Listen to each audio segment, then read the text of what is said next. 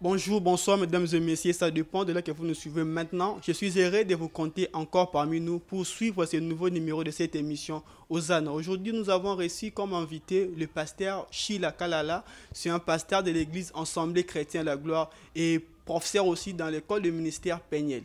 Il est là aujourd'hui pour nous parler sur un thème un peu particulier sur la prière. Le thème intitulé Le fondement de la prière de Percé. Tiré dans le livre de Matthieu 6, 9 à 13. C'est un passage que nous maîtrisons tous, c'est un passage de la prière de notre Père. Père cher, bonjour. Bonjour, papa. Sinon, tout va bien? Dieu fait grâce, on est bien. D'accord, on est heureux de vous recevoir encore aujourd'hui dans notre plateau d'émission Hosanna. Pour ce nouveau numéro, vous allez nous parler sur un thème, les fondements de la prière de Percé. Que pensez-vous de ce thème? Bon, je dis gloire à Dieu. Si on a voulu parler de ces thèmes, parce qu'on a constaté quelque chose. C'est un constat qu'on a constaté que beaucoup de prières, il y a beaucoup de gens qui prient, il y a trop de bruit, si je peux dire, de la prière, mais le résultat est vraiment petit. Maintenant, on s'est posé la question, qu'est-ce qui fait qu'il y ait l'impact, une petite impact là de la prière, et c'est ce qui a poussé notre réflexion à réfléchir sur ce thème, et c'est la raison pour laquelle le Seigneur nous a mis à cœur de parler sur ce thème-là. Bon voilà, pasteur, c'est un thème un peu bon. C'est pour ça que je vous invite, chers mesdames et messieurs, vous tous qui êtes à la maison, de prendre vos stylos, vos blocs-notes, vos cahiers, ainsi que vos Bibles. Car les enseignements sur la prière est très important pour notre vie chrétienne et surtout pour notre marche. Car la Bible nous dit, la prière de juste a une grande efficacité. Mais quelle est la prière qui a une grande efficacité? C'est une prière qui respecte les fondements de la prière, les principes qu'il faut. La Bible nous dit en Jacques 4, verset 3, vous demandez et vous ne recevez pas parce que vous demandez mal. Donc, nous demandons, mais nous ne respectons pas les principes qu'il faut pour que notre prière soit exaucée. Et aujourd'hui, le pasteur Sheila est là pour nous dire pour nous énumérer quelques principes fondamentaux qui fera que notre prière soit exaucée et soit efficace. Pasteur Sheila, nous allons continuer. Pourquoi vous avez choisi le passage de Matthieu 6, 9 à 13 pour nous expliquer les fondements de la prière de Percé? Bon, j'ai choisi ce texte, c'est parce que c'est le fondement de la prière. Parce que c'est le fondement de la prière. Beaucoup, quand ils récitent ce passage, ils se disent que c'est la prière. Mais quand je parcours la Bible, je n'ai pas vu Jésus faire cette prière. Après Jésus, il y a eu ses apôtres. Je n'ai pas vu l'un de ses apôtres faire cette prière. Qu'est-ce qui se passe sur ces problèmes? C'est par là que j'ai compris, le Matthieu 6, ce n'était pas seulement une prière, une simple prière, une seule prière, mais c'était tout un enseignement, le fondement, le principe pour rendre notre prière efficace. Donc, si nous sommes en train de traiter, de prier hors Matthieu 6, donc nos prières n'auront pas d'efficacité. Pouvons-nous lire ce passage pour la compréhension pour certains et les autres? C'est vraiment important.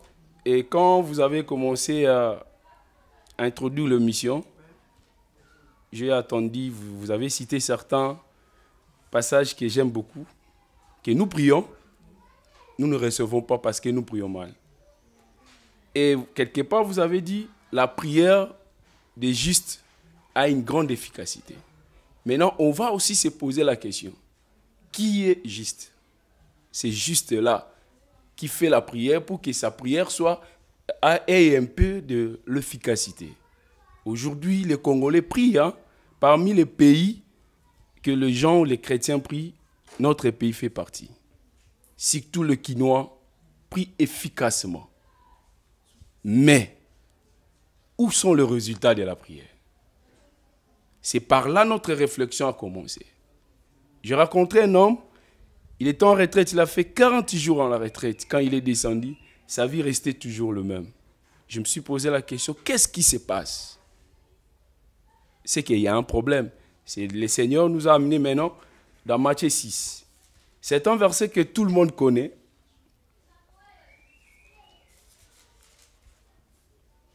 Matthieu 6, le verset 9.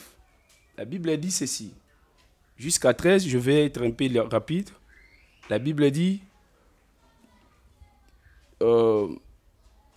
voici donc comment vous devez prier. C'est là où maintenant le problème. C'est là où le problème commence. Avant que je puisse donner les fondements, vous verrez que les disciples, ils sont venus chez Jésus. Ils ont dit à Jésus, peux-tu nous montrer comment prier? C'est-à-dire, la prière doit suivre un protocole. Donc, la prière n'est pas seulement la parole. Donc, la prière doit suivre le règlement, le principe, le fondement que tout doit remplir pour que votre prière ait l'efficacité. Ce n'est pas seulement prier, mais comment maintenant prier? C'est ce que Jésus dit. Voici comment vous devrez prier. Donc, les gens prient, mais ils ne savent pas comment prier. C'est ça le problème. Or, pour prier, pour que ta prière ait beaucoup d'impact, d'efficacité, transforme le vie des gens, transforme ta famille, transforme ton mari, transforme même la vie de tes enfants. Il faut que ta prière suive le fondement ou bien suive le principe.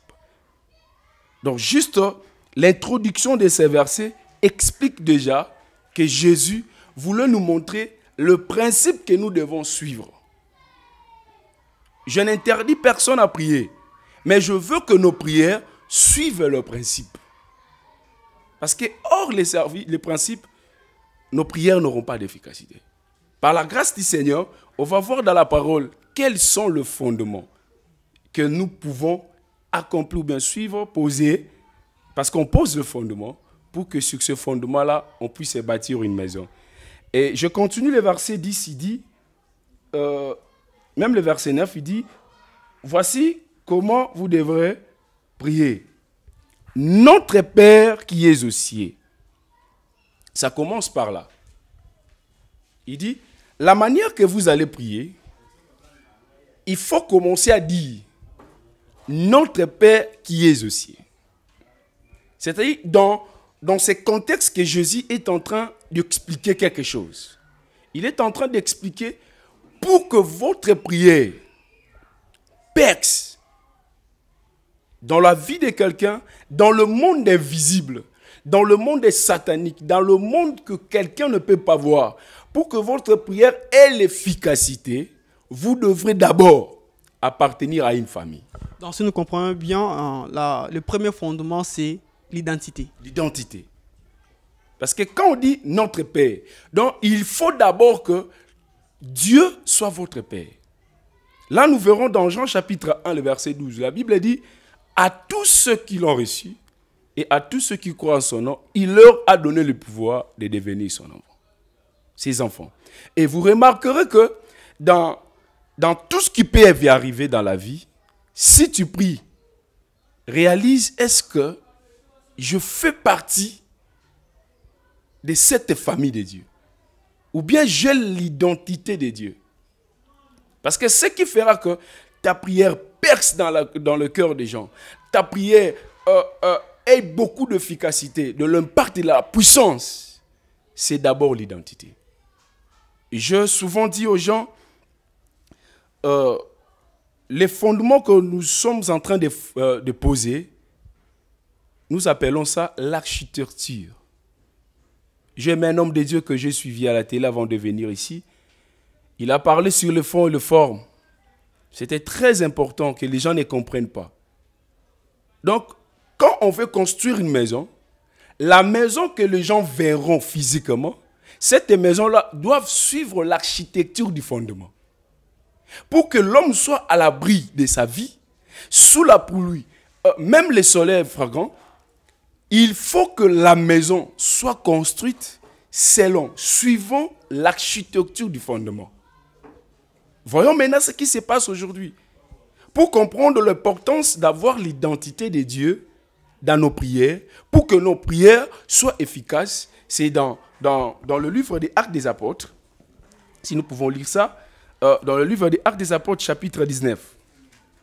C'est une histoire que tout le monde connaît. Vous allez vraiment nous excuser parce que C'est très important. Beaucoup de personnes prient, mais il y a peu d'efficacité, il y a peu d'impact sur nos prières. C'est la raison pour laquelle le Seigneur nous a mis à cœur de parler sur ça. Et pour votre information, je vous dirais que le diable n'a pas peur de celui qui prie. Le diable n'a pas peur de celui qui prie même 100 jours. Tu feras même 40 jours. Le diable viendra chez toi. Et vous allez comprendre cela quand vous lirez Matthieu chapitre 4. La Bible dit, Jésus a jeûné pendant 40 jours, 40 nuits. Mais le diable a fait un petit déplacement. Il est venu le visiter. Mais comprends maintenant, quand il vient pour visiter Jésus, comprends sa question. Il dit, si tu es le Fils de Dieu, il cherchait quoi? Il cherchait son identité. Donc, ce que vous pouvez comprendre, l'impact de votre prière, c'est votre identité. Si vous n'avez pas posé votre prière sur votre identité par rapport à la famille de Dieu, votre prière n'aura pas d'efficacité. Votre prière ne va pas percer. Beaucoup de personnes avancent petit à petit, mais normalement, ils ne devraient pas avoir cette vitesse-là. Mais pourquoi? Parce qu'ils ne respectent pas. Dans le livre des Actes des Apôtres, chapitre 19, si vous lisez, il y a une petite histoire là-bas. Il y a les enfants de Sheva. Ils ont pris un homme, ils ont commencé à prier pour cet homme-là. Ils ont fait la prière. Ils ont dit, nous chassons l'esprit qui est dans cet homme ici, au nom de Jésus que Paul prêche. Soyons clairs. Donc, il chasse les démons au nom de Jésus que Paul prêche. J'aime la réponse de cet esprit. L'esprit dit quoi? Je connais Paul, je connais Jésus. C'est-à-dire que vous n'avez pas l'identité dans ce monde-là pour que nous puissions vous obéir. Posons-nous la question. Cette identité manquait dans ces hommes-là. Mais ils ont prié. Ils ont prié. C'est ce qui se passe dans beaucoup de vies. Nous prions de 40 jours, nous jeûnons de 50 jours. Mais nos prières n'ont pas d'efficacité, n'ont pas d'impact dans la vie des gens. Même transformer notre vie, cela n'arrive pas. Pourquoi? Parce que nous n'appartenons pas d'abord dans la famille de Dieu. Et quand je parle de l'identité, il y a deux mots qui viennent. Il y a dunamus et l'exousia. Ces deux mots-là, c'est ce qui fait l'identité d'un homme. Et de cet homme-là qui fait partie de la famille de Dieu. Exousia veut dire quoi? L'autorité. Dunamus veut dire la puissance. C'est-à-dire beaucoup veulent manifester la puissance, ils négligent l'exousia. Or, tu ne peux pas impacter si tu n'as pas l'autorité. Les démons qui obéissaient à Jésus, pendant qu'il passait sur cette terre, ils obéissaient à Jésus par rapport à son identité. Ils ont obéi aussi aux apôtres par rapport à son identité. À leur identité plutôt.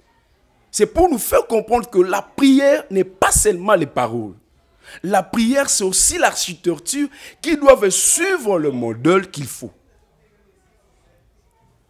Vous voyez, c'est ça notre souci, c'est ça notre réflexion, pour que les gens comprennent. Nous prions, nous faisons bien. Nous accomplissons aussi la volonté de Dieu. Mais la volonté de Dieu n'est pas seulement ce que nous faisons. Est-ce que nous appartenons réellement dans la famille de Dieu? Tu peux prier, tu peux transpirer, tu peux parler, tu peux faire des jours. Mais tes prières là dans le monde satanique, dans le monde invisible, n'ont pas d'impact. N'a pas d'impact. Pourquoi? Parce que quand ils vérifient tes prières, quand ils vérifient l'identité de ta prière, ils ne voient pas Dieu dans cette histoire-là. Or, l'identité de Dieu dans ta prière fera que l'exaucement et l'impact de tes prières soient visibles dans la vie des gens. Donc, si tu respectes le fondement d'identité de Dieu, ta prière ramènera de l'invisible au visible. Je crois que beaucoup de gens qui nous suivent, il y a une femme qui pleure beaucoup pour son mari. Il cherche même des conseillers, mais sa vie ne change pas. Mais la femme continue à prier. Je viens le dire, de ne pas cesser à prier. Mais je viens juste lui dire quelque chose, que tes prières soient sur le fondement et suivre l'architecture de Dieu. Aller à l'église, ce n'est pas faire partenir à la famille de Dieu. Or, quand on parle de l'identité, on voit la Éden. Donc, ce qui coule en Dieu, c'est ce qui coule en nous. C'est la raison pour laquelle vous verrez, quand Jésus dit que voici comment vous devez prier, notre Père qui es aux cieux, que ton nom soit sanctifié. C'est la deuxième chose qui vient, le deuxième fondement qui vient. Il faut que le nom de Jésus, le nom de ton Père soit sanctifié. Comment maintenant le nom doit être sanctifié? C'est ça le problème. Tu es dans l'identité. Et maintenant, il faut que les noms soient sanctifiés. Vous allez m'excuser, il y a quelque chose que je dirais. Les mots sanctification, quand on parle de sanctification, c'est-à-dire, il faut qu'il n'y ait pas mélange. Il ne faut pas qu'il y ait mélange. Donc là, je suis déjà en train de toucher le deuxième fondement. Beaucoup prient, mais ils vivent une vie de mélange. Est-ce que vous aurez ce que vous cherchez? Vous verrez l'impact de ce que vous prêchez. Vous aurez l'impact de ce que vous cherchez dans la vie de vos enfants. Il y a beaucoup de parents qui espèrent. Il y a beaucoup de pasteurs. Il y a beaucoup de fidèles. Il y a beaucoup d'intercesseurs. Des hommes de prière qui veulent que leurs églises soient comme ça, soient comme ça, soient comme ça. Non. Vos églises ne seront pas ce que vous prétendez dire, ce que vous prétendez prier. Si dans votre vie, il y a encore de mélange. Dieu n'est pas un Dieu de mélange. Tu peux faire 100 jours de prière, mais si ta vie, tu vis toujours une vie de mélange, tu n'auras pas d'impact. Tu ne vas pas impacter. Moi, je ne parle pas du succès, mais moi, je parle de l'impact. C'est-à-dire, vous verrez, même Jésus, il est le seul qui a quitté le ciel et descendu sur cette terre, et il est le seul qui est monté. Il n'y a personne, car la Bible est témoin de cela. La sanctification, c'est ça la vie sans mélange. Ce qui permet que nous ayons l'impact sur le plan invisible, c'est notre vie de sanctification. Notre vie de sans mélange. Nous serons puissants dans nos prières si nous sommes dans une vie sans mélange. Je prendrai un exemple de la Bible. La Bible dit ceci, les enfants d'Israël, quand ils étaient dans le désert, ils mangeaient la manne qui descendait. Mais cette manne-là qui descendait dans le désert, il y avait une durée. Donc on ne pouvait pas consommer cette manne au-delà de 24 heures. Est-ce que vous comprenez ça? Au-delà de 24 heures. J'aimerais les gens qui nous suivent comprennent ça. Pourquoi le Seigneur ne voulait pas que la manne, ou bien pourquoi la manne ne résistait pas dans cette atmosphère par rapport au désert, par rapport à la vie des enfants d'Israël. Mais vous verrez, quand on a construit les tabernacles, on a pris la manne, on l'a placée dans le lieu très saint.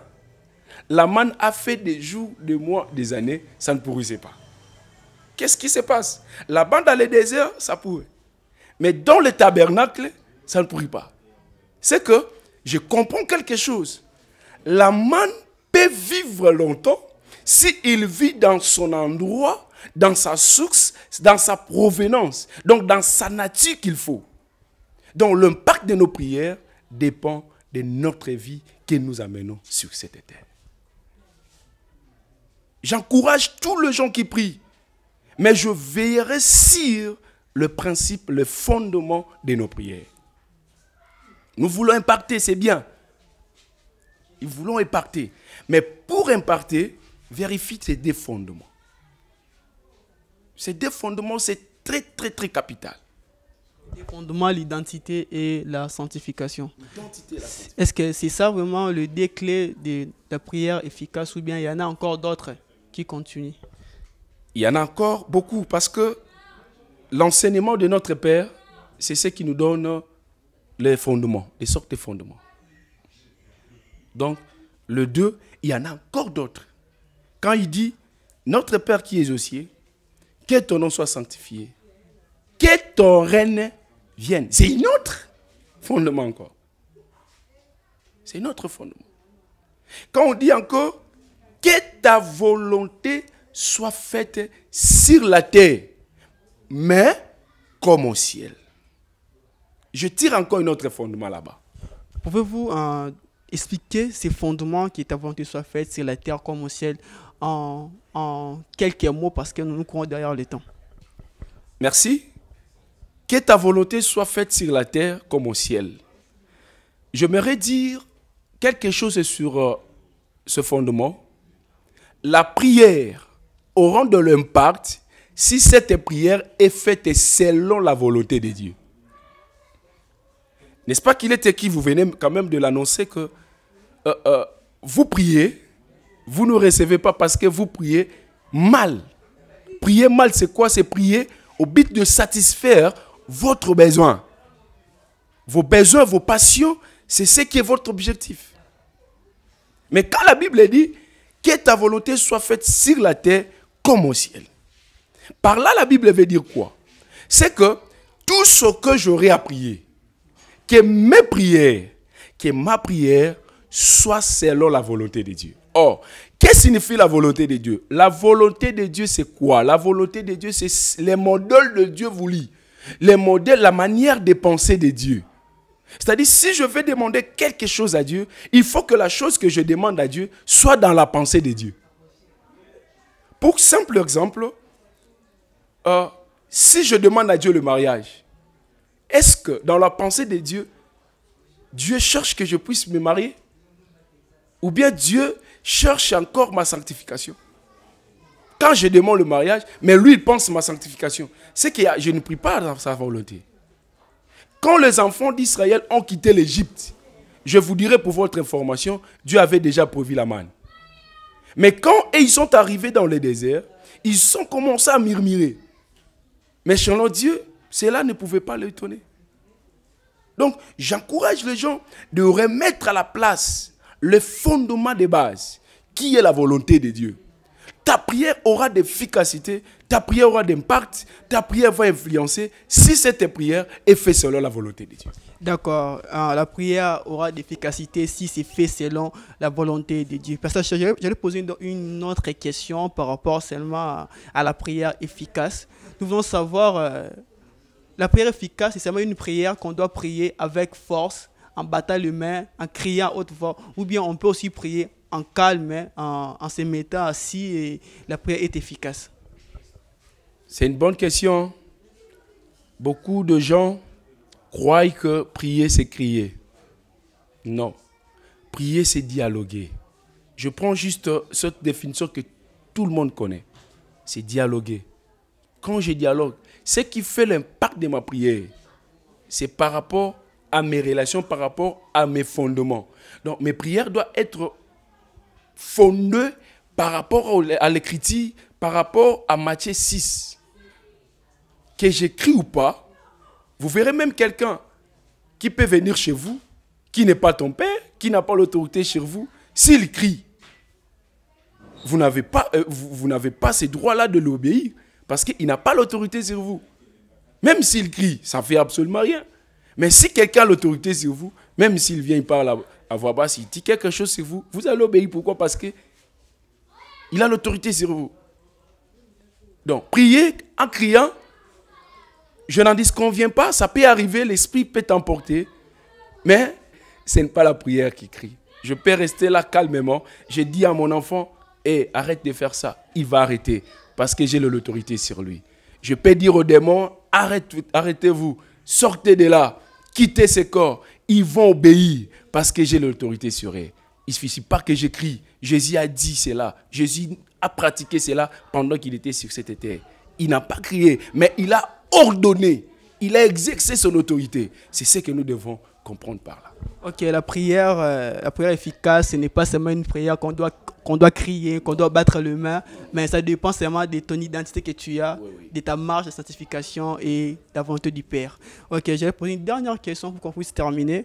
Pour des païens, pour des non-croyants qui n'ont pas encore reçu Jésus comme Seigneur et Sauveur, et aussi devront mettre en pratique ces fondements pour que leur prière soit efficace ou bien comment? Normalement, ils doivent mettre ça en application. Pourquoi? Parce que même s'ils prient, les démons, les esprits, le monde invisible comprennent que ça n'a pas d'importance. C'est comme si on t'envoie une lettre qu'on n'a pas signée par le propriétaire ou bien le destinataire, bien l'expéditeur. Quand tu regardes comme ça n'a pas de valeur. On ne peut pas exécuter cela. Et tout ce qui est païen, ils doivent comprendre que Dieu a des façons ou bien deux manières qui se présentent au devant de nous. Premièrement, Dieu se présente comme un créateur. Il est un père pour tout le monde, un créateur pour tout le monde plutôt. C'est-à-dire, comme étant une créature, tu peux lui demander quelque chose, il peut te donner, parce que tu es sa créature. Mais donc, pour opérer dans le monde spirituel et avoir de l'efficacité, de l'influence, là, il faut maintenant que Dieu devienne ton père. Et là, il faut maintenant faire appartenir dans la famille de Dieu. Parce que quand tu vas passer là-bas, quand ta prière va arriver, c'est comme une lettre qui arrive dans le monde, dans le quartier général du diable. Ils vont demander qui a envoyé cette lettre. Ils vont dire que non, c'est telle personne. Il est de quelle famille? Il est de la famille de Jéhovah Jireh. Donc, ils ont l'autorisation de te laisser passer. Donc, ils ont aussi l'obligation de rejoindre cette famille pour que leur prière ait l'efficacité et l'influence aussi. Donc, pour que la prière soit efficace, les païens, les non-croyants doivent appartenir à la famille de Jésus-Christ. Donc, ils doivent recevoir Christ comme leur Seigneur et leur Sauveur. Pasteur Chioné, à la fin, pour eux, pouvez-vous faire un appel au salut et prier pour eux, pour des personnes qu'aujourd'hui ils ont compris ces manières de prier avec efficacité et ils veulent plutôt recevoir Jésus comme Seigneur et Sauveur. Si vous pouvez les aider à prier et à faire une prière de repentance en regardant la caméra. Merci, frères et sœurs. Merci pour cette occasion qu'on nous a offerte. Je dirais ceci. Je décourage d'abord tout celui qui prend cet enseignement de Matthieu 6 comme étant sa prière. De notre Père qui est aux cieux. C'est une manière, c'est un enseignement qui est très profond, qui nous aide à remplir le fondement que nos prières doivent être efficaces. C'est la raison pour laquelle, pour cette occasion, vous allez remarquer qu'au début de notre introduction, on a dit que pour percer, pour avoir l'efficacité, pour que ta prière ait de l'influence, premièrement, tu dois appartenir dans la famille de Dieu. C'est hyper important, c'est l'impératif de tout le monde. Que tu sois jeune, que tu sois vieux, que tu sois maman, que tu sois enfant, que tu sois qui, tu dois nécessairement faire partir de cette famille. Pour que les démons s'agenouillent devant toi, il faut que tu aies l'ADN de Jésus. C'est la raison pour laquelle je t'invite en ce moment de donner ta vie à Jésus. C'est une simple quelque chose qu'on fait, c'est une simple prière qu'on fait. Tu acceptes avec moi de prier ensemble, de donner ta vie à Jésus pour que tu puisses faire partie de cette famille. Car la Bible dit, là où tu es, tu vas le lire, Jean chapitre 1, le verset 12. La Bible dit ceci, à tous ceux qui l'ont reçu, à tous ceux qui croient en son nom, il leur a donné le pouvoir. Si tu crois, il te donnera le pouvoir. Tu dois croire et les démons obéiront à ta prière parce que tu as la marque de Jésus. Je vais prier ensemble avec toi. Prions avec moi. Seigneur, Dieu de grâce, je ramène auprès de ton trône mon frère et ma soeur qui a accepté en ce moment de décider dans sa vie de faire appartenir dans ta famille. Il a décidé dans sa vie de ne pas vivre une vie de mélange. Il veut vivre comme un enfant dans sa maison. Quand il a besoin de quelque chose, son Père est là pour s'en occuper. Fais-le, Seigneur, comme il a ouvert son cœur, qu'il soit, Seigneur, marqué par ta ADN, afin que partout il passera, que les démons, le monde invisible, comprennent certainement qu'il fait partie dans ta famille. J'ai ainsi prié avec joie au nom de Jésus. Nous disons Amen. Nous sommes dans la joie de te recevoir dans notre famille.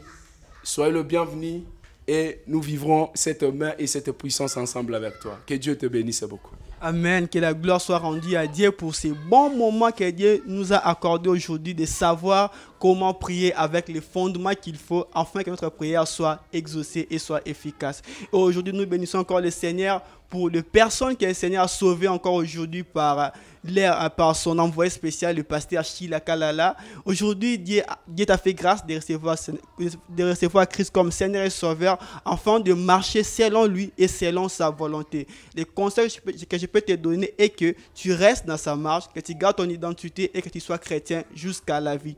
Laisse-moi te dire, mon frère, ma soeur, tu ne seras jamais déçu d'avoir ici Christ comme Seigneur et Sauveur. Nous disons merci à notre équipe technique du Concept Studio. Nous disons merci à l'ingénieur Lolo, lui qui a fait que cette image soit beau, soit à une bonne qualité. Nous bénissons le Seigneur pour la grâce qu'il nous a accordée d'être en vie aujourd'hui et d'être en bonne santé. Nous bénissons l'Éternel pour Benin Zazi qui était derrière la caméra. Nous bénissons Christ pour Weston et Abdul, Mouba Texas que j'aime beaucoup. Merci, d'ici là, portez-vous bien et on se voit.